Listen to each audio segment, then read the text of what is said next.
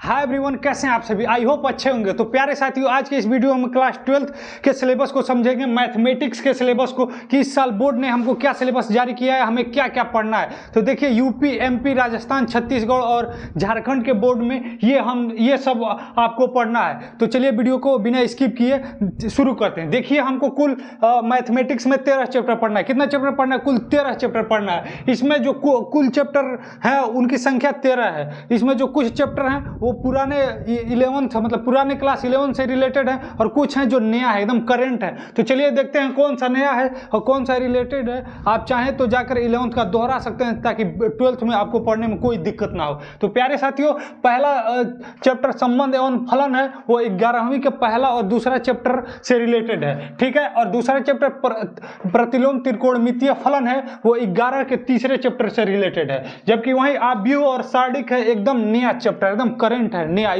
इससे कोई भी चैप्टर से रिलेटेड नहीं है, ये एकदम नया वर्जन है, ठीक है।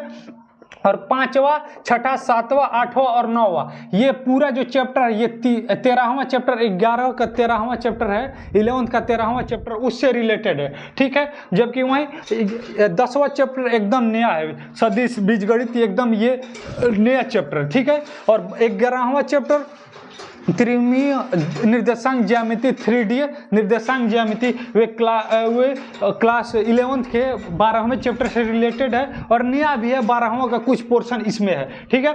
वहीं 12वां चैप्टर रैखिक प्रोग्रामन, ये नया है, लेकिन आप 11th के 6.2 और 6.3 का कुछ बेसिक्स हैं उसमें ये काम आएगा। 6.2 और 6.3 का जो आप क्वेश्चन सॉल्व किए होंगे उसका थ्योरी इसमें काम आएगा रैखिक प्रोग्रामन में, लेकिन बाकी ये नया ही है। और प्रायिकता है, ये क्लास 11th के 16वें चैप्टर से रिलेटेड है प्रायिकता।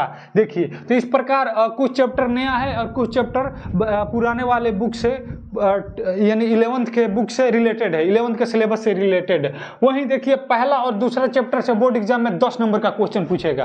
पहला और दूसरा चैप्टर से बोर्ड एग्जाम में 10 नंबर का क्वेश्चन पूछेगा, ठीक है। और आव्यूह और सारणिक यानी तीसरा और चैप्टर जो नया चैप्टर है, तीसरा और चौथा चैप्टर, उससे 15 नंबर का क्वेश्चन हमारे बोर्ड एग्जाम में आएगा, ठीक है। जबकि वहीं देखिए 5वां, 6वां, 7वां, 8वां और 9वां चैप्टर से 44 नंबर का क्वेश्चन पूछेगा। ये मोस्ट इंपोर्टेंट ये 5 चैप्टर है, 5वां, 6ठा, 7वां, 8वां और 9वां, ये मोस्ट है, क्योंकि इससे देख रहे हैं 44 नंबर का क्वेश्चन हमारे बोर्ड एग्जाम में पूछेगा।